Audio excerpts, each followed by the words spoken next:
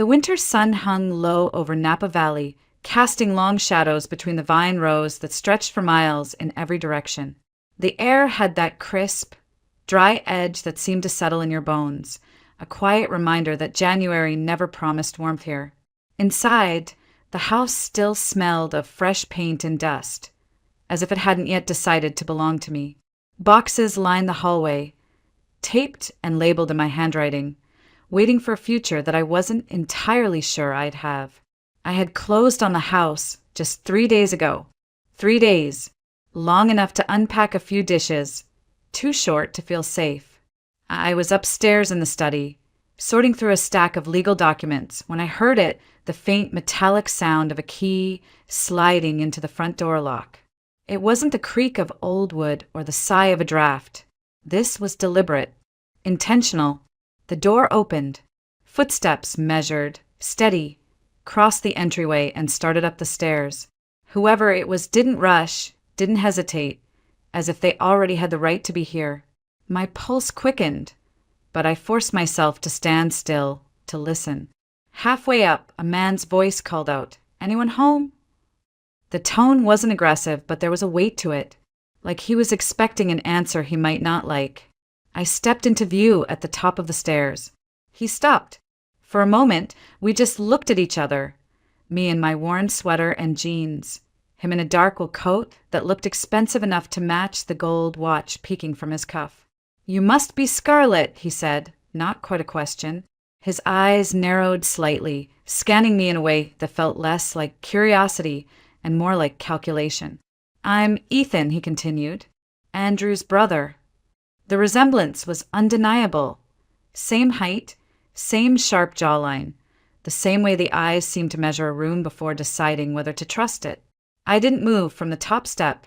"You have a key to this house." He gave a short, humorless laugh. "It's my brother's house." "That's funny," I said, finally starting down toward him, "because my name is the only one on the deed now." Ethan's gaze flicked to the boxes behind me, then back to my face. "Mind explaining why you're living here?" Instead of answering, I walked past him into the living room, picked up my phone from the coffee table, and held it out. "Why don't you ask your brother? Put it on speaker." For a second, he didn't move. Then he took the phone, tapped the screen, and lifted it so I could hear. The call connected almost instantly. "Ethan!" Andrew's voice came through, smooth but with an edge I knew too well. "What's going on?" "I'm here at the house," Ethan said, his eyes still locked on me. "Scarlett's. I told you not to get involved." Andrew cut in sharply.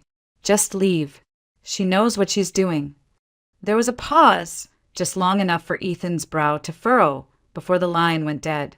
He lowered the phone slowly, like he was processing something he didn't quite believe. "What the hell is going on here?" I met his stare and smiled, just barely. "Why don't you take a seat, Ethan? This is going to take a while." The truth was coming, and when it did, it wouldn't be pretty. At 18, I thought I knew what independence meant. My mother, Elaine Carter, had raised me alone since I was a toddler. She wasn't unkind, but she lived her life with a kind of restless energy that never let her stay in one place or with one man for long. That year, she sat me down at the kitchen table of our small apartment and told me she was marrying a man from Spain. They were moving to Madrid. "I can't take you with me," she said matter-of-factly, stirring sugar into her coffee. "You're starting college in the fall, and this is your chance to grow up on your own." She didn't ask if I was okay with it. She didn't hug me. She just left 2 weeks later with 2 oversized suitcases and a promise to call when she could. I spent the next 3 years learning what solitude really was. My life was small classes, part-time work at a bookstore, cheap takeout for dinner, but it was mine. Then, in my junior year, I met Andrew. He was 12 years older, a business owner who seemed to step out of a different world entirely. He wore tailored suits, drove a black Mercedes, and carried himself like someone who had already solved every problem life could throw at him. I met him at a charity auction I was helping set up, and he was the first man who made me feel like more than a face in the crowd. Andrew had a way of making everything seem easy. Dinner dates turned into weekend trips. Weekend trips turned into long, lingering conversations about the future. By the time I graduated, the idea of marrying him felt less like a choice and more like a natural next step. When we announced our engagement, my mother flew in from Milan. Apparently Madrid hadn't lasted long to attend the wedding. She arrived in a whirlwind of perfume and designer luggage, greeting Andrew with the kind of assessing look she used to reserve for job interviews. On the morning of the ceremony, she handed me a slim envelope. Inside was a cashier's check for a substantial amount. "For the house," she said, "but make sure the deed has both your names. Always protect yourself, Scarlett." I took her advice, though at the time it felt more like a formality than a safeguard. Andrew and I found a 2-story place just outside Napa with a wide front porch and enough space for the life we planned to build. The vineyard air was different, cleaner, quieter, like the world had slowed down just for us. The first year of our marriage was a blur of wine tastings, late-night talks by the fireplace, and dreams we sketched out on napkins at the kitchen counter. But somewhere between those early mornings and late nights, I began to notice small cracks in the picture-perfect life we had painted. Andrew traveled more often, his business deals pulling him to cities I'd never even visited. He stopped asking if I wanted to come along. He stopped calling when he was away. And when he was home, his phone was always within reach, always lighting up with messages he never explained. I told myself it was just the stress of his work, that I was imagining the distance growing between us. But in the quiet hours alone in that big house, I sometimes caught myself wondering if my mother had been right. Not about love, but about protection. Back then, I didn't know just how much I would need it. It started with the little things, the kind you almost convince yourself not to notice. Andrew's smile didn't reach his eyes anymore. His phone seemed to live in his hand, his thumb flicking across the screen even during dinner. And he had a new habit, stepping outside to take calls, speaking in a voice so low it blurred into the hum of the wind. At first, I told myself this was just the rhythm of marriage settling in. We'd been married nearly 5 years now. Life wasn't supposed to feel like the honeymoon stage forever. But there was something else, something sharper, that kept me awake at night. One Tuesday morning, I was pouring coffee when I saw him transfer a large sum from our joint account into one I didn't recognize. He brushed it off when I asked, saying it was for business restructuring. But the tone in his voice made it clear the conversation was over. The trips became longer. The explanations became shorter. And then there was the scent, a trace of unfamiliar perfume clinging to the collar of his shirt one evening when he came home late. It wasn't mine. I thought about asking him directly, but I could already hear the way he would twist the question into an accusation, how he would make me feel small for even wondering. So I stayed quiet, storing every detail in the corners of my mind. That winter, I caught the flu, or what I thought was the flu. The fever didn't break for days. I felt weaker than I had ever been, my body unwilling to fight back. Andrew seemed irritated by my illness, as if it had inconvenienced him. He brought me takeout instead of cooking, left bottles of water by the bed without saying much. One night, I woke to the sound of his voice in the hallway. He wasn't on the phone, he was speaking to someone in the house. I recognized the softer, almost affectionate tone he used, the one he hadn't directed at me in months. When I stepped out of the bedroom, there was no one there, just the faint scent of that same perfume hanging in the air, and the front door clicking shut. 2 days later, I overheard him in the study. I'd gone upstairs to find my laptop charger, but stopped just short of the open door when I heard my name. "She's too weak to put up a fight," he said. "We'll get her to sign the papers. Once that's done, we can sell the place. It's only a matter of time anyway." Silence. Then a woman's voice, low, smooth. "You said she wouldn't last the year." He exhaled, almost like he was smiling. "She won't." I stood frozen in the hallway, my mind refusing to catch up with my ears. He wasn't just planning to leave me. He was planning to erase me, my home, my security, maybe even my dignity, before I was gone. That night, I didn't confront him. I didn't cry, didn't scream. Instead, I lay awake, the fever burning in my skin, replaying every word. Somewhere between those hours, a decision took root. If Andrew thought I was too weak to fight back, he was about to find out just how wrong he was. The next morning, I moved through the house like nothing had changed. Andrew left early. A quick kiss on my forehead, cold, perfunctory, before heading out. I waited until the sound of his car disappeared down the road before I exhaled, my chest aching from holding my breath. I made tea not because I wanted it, but because I needed the noise of the kettle to steady my thoughts. Every detail of the previous night replayed in my mind, not as pain anymore, but as evidence. Evidence I could use. The first step was securing what was left of my life. I dug through the desk in the study until I found the envelope with my mother's original wedding gift. The deed to the house, both our names printed in neat black ink. I took photos of every page, then tucked the papers into a folder and slid it into my bag. Next, I called a real estate attorney in San Francisco. I didn't tell her everything at first, just enough to make her listen. "My husband is planning to sell our house without my consent," I said. "I have proof the property is jointly owned." She told me to come in the next morning. That night, Andrew came home later than usual. He didn't ask about my day, didn't notice the way I kept my phone in my pocket instead of leaving it on the counter.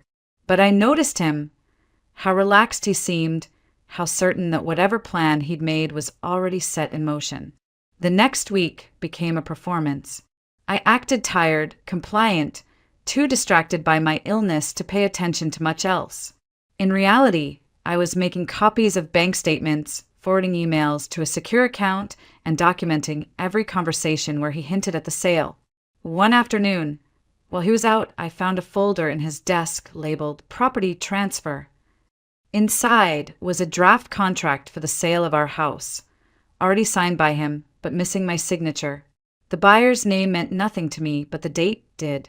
The closing was set for just 2 weeks away. That was when the anger shifted into something colder, sharper. This wasn't just betrayal. It was theft, and he thought he could get away with it because he believed I wouldn't live long enough to stop him.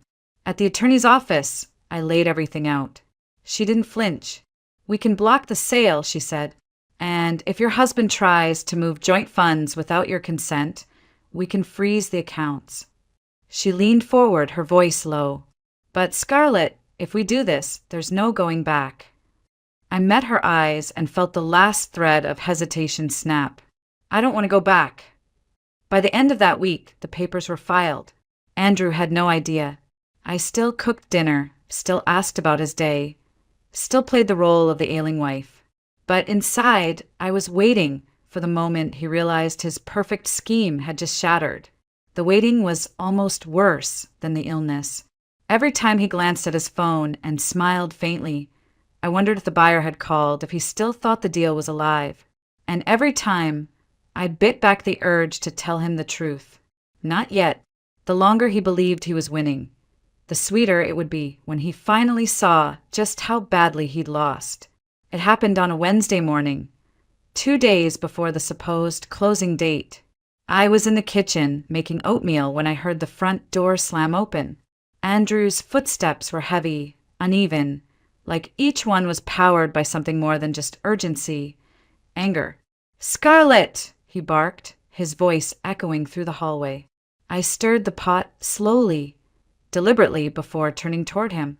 Morning. His jaw was tight, a vein pulsing at his temple. "What the hell did you do?"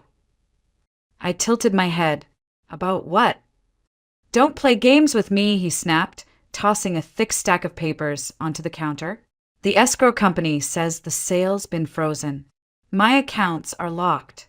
You think you're clever." I let my gaze drift down to the papers, then back up to his face. "I think I'm protecting what's mine." His laugh was short, humorless. "Yours? You're barely holding yourself together, and you think you can outmaneuver me? This house, the money, it's all tied to me. Without me, you wouldn't—" I cut him off, my voice steady. Without you, Andrew, I'd still have my dignity. That stopped him for half a second, but then he leaned closer, his voice dropping into a hiss. You're going to regret this. When that illness finishes what it started, you won't even be here to enjoy whatever scraps you've managed to keep. The words were meant to cut deep, and they did, but not the way he expected. Instead of breaking me, they hardened something inside. He still believed the same lie he'd been telling himself for months, that I was too weak, too sick, too close to the end to be a real threat. I didn't answer him. Instead, I turned back to the stove, stirring the oatmeal like our conversation was already over. The silence stretched, thick and tense. Finally, he muttered something under his breath and stormed out, the door rattling in its frame as it closed. From the window, I watched him back out of the driveway, his movements jerky. I knew where he was going, straight to his business partner, to figure out what went wrong. What he didn't know was that every avenue he tried to reopen had already been blocked. That afternoon, my attorney called. He tried to transfer funds from one of the smaller accounts, she said. We stopped it before it cleared. He's not going to have access to anything without your signature from now on. I thanked her, hanging up with a smile I hadn't felt in months. It wasn't victory yet, but it was close. That evening, Andrew didn't come home. His car never pulled into the driveway. His footsteps never crossed the porch. I went to bed in a quiet house, the kind of quiet that wasn't lonely, it was peaceful. But I knew the storm wasn't over. Men like Andrew didn't just walk away when they lost control. They found new angles, new weapons, and I had to be ready for whatever he tried next. Still, as I lay there in the dark, I couldn't help imagining his face when the escrow officer told him the sale was dead. The shock, the disbelief, the slow realization that his carefully constructed plan had just collapsed. It was a small taste of justice, and it was intoxicating. He came back 3 days later, just after sunset. I heard the crunch of tires on the gravel driveway and the familiar creak of the front gate. For a moment, I considered locking the door and letting him knock until his anger wore itself out. But I didn't want him thinking I was hiding. When he walked in, he looked different, less polished, like the stress had begun to crack the veneer. His tie was loose, his shirt wrinkled, and there was a faint smell of alcohol clinging to him. "Scarlett," he began, his tone softer this time. "We need to talk." I leaned against the doorway to the kitchen, arms crossed. "About the sale you tried to push through without me?" He exhaled sharply, forcing a smile. "Look, I handled it wrong. I admit that. But we can still work this out. If you just sign the papers, we can both walk away with enough to be comfortable." Comfortable. The word sat between us like a rotten fruit. He wasn't talking about me being comfortable. He was talking about himself. I shook my head. Not happening. Something shifted in his expression then. The fake warmth evaporated, replaced by a colder calculation. "You think you can just sit here in this house while you're too sick to even keep up with the bills. You can't live like this forever, Scarlett. And you know I can make things difficult." I didn't flinch. "You already have." He stepped closer, lowering his voice. "There are other ways to get your name off the title. You think you've blocked me legally, but you haven't thought of everything." I held his gaze, letting the silence stretch until it became uncomfortable for him. "Try," I said finally. "Just try." That night, I barely slept. Not because of fear, but because of the clarity his words had given me. Andrew wasn't going to stop until he got what he wanted. And what he wanted was for me to disappear from his life with nothing. 2 days later, I got my first taste of his next move. A notice arrived in the mail from the bank, informing me that our joint credit line had been maxed out. I hadn't touched it in months. I called the bank immediately. "Those charges aren't mine," I told the representative. "You need to freeze that account." "We can," she replied, "but only if both account holders agree." I smiled to myself. "Then I guess I'll see you in court." It was the same with utilities, insurance. Suddenly, bills were overdue, policies were accidentally canceled. He was trying to squeeze me financially, make life in the house unbearable until I gave in. But every time he made a move, I countered. I opened my own accounts, switched service providers, and kept meticulous records of every sabotage attempt. My attorney called it a slow war of attrition. One night, I found myself sitting at the dining room table with all the documents spread out in front of me. Bank statements, emails, legal filings. I realized I wasn't just defending myself anymore. I was building a case. If Andrew wanted a war, I was going to make sure he lost more than just the house. Still, I couldn't shake the sense that he was holding something back. Something bigger. The kind of move you saved for when all else failed. And in the pit of my stomach, I knew he was getting ready to play it. It was a cold Friday morning when the knock came. Not the polite, tentative kind, but hard, deliberate, the kind that makes your stomach tighten before you even reach the door. 2 men in dark suits stood on the porch. One held a clipboard, the other a folded envelope. "Scarlett Moore?" the taller one asked. "Yes." He handed me the envelope. "You've been served." Inside were eviction papers. Andrew had filed a claim asserting I'd violated some clause in our marriage agreement, one I barely remembered signing years ago, giving him full control of the property in the event of medical incapacity. It was a clever move. Cruel, but clever. If it worked, he could force me out of my own home within 30 days. I set the papers on the table and stared at them for a long moment. I wasn't shaking. I wasn't even angry. What I felt was something far more dangerous for him. Resolve. When I called my attorney, she didn't sound surprised. "I wondered when he'd play that card," she said. "But don't worry. It's going to backfire." "How?" I asked. "Because that clause was contingent on medical proof. And right now, your doctor's reports say you're improving, not incapacitated. We'll contest this and demand full financial disclosure in the process. That's the last thing he wants." I could almost see it unfolding in my mind. Andrew sitting across from a judge, squirming as every shady transfer and hidden account was dragged into the light. But he wasn't finished. Over the next week, I started noticing a white SUV parked down the street, always in a different spot, but never far from the house. I'd catch glimpses of a woman in the driver's seat, dark sunglasses hiding her face. Then the phone calls began. No one spoke when I answered, just breathing, then a click. My attorney told me to document everything, so I started keeping a log by the phone. Date, time, number, duration. Every detail went into the file. The real blow came on a Sunday afternoon. I'd been in the garden, cutting back the last of the roses before winter, when I heard the crunch of gravel. Andrew's car. He didn't bother knocking. "You're making this harder than it needs to be," he said, stepping onto the porch. I stayed where I was, pruning shears in hand. "Harder for who?" His eyes flicked toward the shears, then back to my face. "You're not going to win. You're sick, you're alone, and you're wasting what little time you have left." I smiled faintly. "That's where you're wrong, Andrew. I'm not wasting anything. I'm investing." He frowned. "In what?" I turned back to the rose bush, clipping a dying branch. "In your downfall."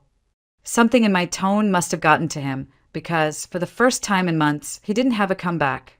He just stared at me, his jaw working like he was chewing on a response he couldn't quite form. Then he left, fast, without another word. As I watched his car disappear down the road, I realized the balance had shifted. He thought this eviction stunt would corner me, but instead it had given me exactly what I needed, a clear, legal pathway to expose everything he'd done. The game wasn't over, but for the first time, I was certain he wasn't the one in control anymore.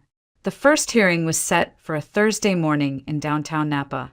I arrived early, dressed in the one suit that still fit well, my hair pulled back, documents neatly stacked in a leather folder. My attorney, Claire, was already waiting outside the courtroom, her expression calm but razor-sharp. Inside, Andrew sat at the opposite table, flanked by his lawyer, a man with the kind of slick confidence that came from billing by the hour. Andrew didn't look at me. Not once. When the judge entered, the room settled into silence. Claire stood first. "Your Honor, my client's husband is attempting to invoke a clause from a marital agreement signed under duress, using fabricated claims of medical incapacity to seize her home. We have clear medical documentation proving she is not incapacitated, along with evidence of financial misconduct on his part." The judge raised an eyebrow. "Financial misconduct?" Claire nodded and slid a thick file onto the bench. "Bank statements, wire transfers, and property records, all showing Mr. Moore's attempts to liquidate marital assets without Mrs. Moore's consent, including this property." Andrew's lawyer objected, claiming the documents were irrelevant to the matter at hand. But the judge overruled him. "They go directly to motive," she said. Then it was Andrew's turn. He claimed he was acting out of concern, that I was too ill to manage the property, and that he had only her best interests at heart. Claire didn't even flinch. "If that's true, why did you transfer $48,000 to an account jointly held with another woman less than a week after initiating the eviction?" The silence that followed was almost tangible. Andrew's jaw tightened, but he didn't answer. His lawyer scrambled for a rebuttal, but the damage was done. Over the next 2 hours, we dismantled every piece of his case. The so-called medical clause, nullified by updated doctor's reports. The claim I'd failed to maintain the property, countered with receipts and photos. Every time they tried to push me into a corner, we came back with something stronger. By the time the judge adjourned, Andrew's confidence had slipped into something else entirely, panic. He avoided my eyes as we filed out of the courtroom, his steps quick, like he couldn't get away fast enough. In the hallway, Claire leaned close. "We've got him. He's exposed now. All we have to do is keep the pressure on." That afternoon, we filed a motion for a full forensic audit of all marital assets. If granted, it would mean combing through every account, every transaction, every hidden stash of money he thought I didn't know about. It was risky. If we lost, I could end up with nothing but legal bills. But I wasn't playing for safety anymore. I was playing for everything. The following week, the court granted our motion. Andrew now had 30 days to turn over every financial record in his possession. 30 days to watch his carefully built lies start to unravel. That night, I stood on the porch, the winter air sharp against my skin, and for the first time in months, I felt something close to peace. The war wasn't over, but the tide had turned. He had thrown everything at me, financial sabotage, legal threats, psychological games, and I was still standing. Better yet, I was winning. 30 days later, we met in court again. Andrew looked different this time. Less polished, a little hollow around the eyes, the perfect suit hanging just slightly wrong on his frame. He'd turned over the financial records, but not willingly. The court had to issue a compliance order after he missed the deadline twice. Claire and I sat side by side as the forensic accountant presented his findings. Transaction after transaction appeared on the big screen. Wire transfers to offshore accounts, cash withdrawals in Las Vegas, real estate purchases under shell companies. But the most damning was a single payment, $120,000 to a private escrow account, initiated just days before he tried to evict me. The judge's face tightened. "Mr. Moore, would you care to explain the purpose of these transfers?" Andrew's lawyer started to speak, but the judge held up a hand. "From you, Mr. Moore." Andrew swallowed hard. "They were investments." Claire stood. "Investments that are now inaccessible, Your Honor, because the receiving account belongs to a woman identified as his mistress. These funds came directly from the sale of jointly owned assets, without my client's consent." The judge leaned back, the weight of the evidence settling over the room. "Mr. Moore, your conduct is a blatant violation of both marital law and fiduciary duty. Effective immediately, this court orders the return of all misappropriated funds to Mrs. Moore, the reinstatement of her sole ownership of the Napa property, and an award of attorney's fees in her favor. It was over. Just like that, Andrew's head dropped, his hands gripping the table so tightly his knuckles whitened. He didn't look at me, not when the gavel came down, not when the bailiff called the next case, not even as we passed each other in the aisle. Outside the courthouse, the air smelled of rain. Claire handed me the final judgment papers. You've got your house, your money, and your freedom. He's got nothing. I should have felt triumphant. And I did, but it was a quiet kind of victory, the kind that sinks in slowly like warmth after a long cold. I drove back to the vineyard in silence, watching the hills roll past, the winter sun breaking through the clouds. When I pulled into the driveway, the house stood exactly as it had that first day. Fresh paint, empty corners, the smell of possibility lingering in the air. Only now it was mine, fully, indisputably mine. I walked through the rooms, touching the walls, the banister, the kitchen counter. This place had been the battleground, the prize, and the anchor that kept me from drifting when everything else tried to pull me under. That evening, I lit a fire in the living room and opened a bottle of wine from the cellar. I poured a single glass, sat by the window, and let the quiet settle around me. Andrew was probably somewhere scrambling to rebuild, trying to charm his way into someone else's resources. Maybe he'd succeed. Maybe he wouldn't. But it didn't matter. He no longer had a claim on me, my life, or my home. And that was the sweetest revenge of all.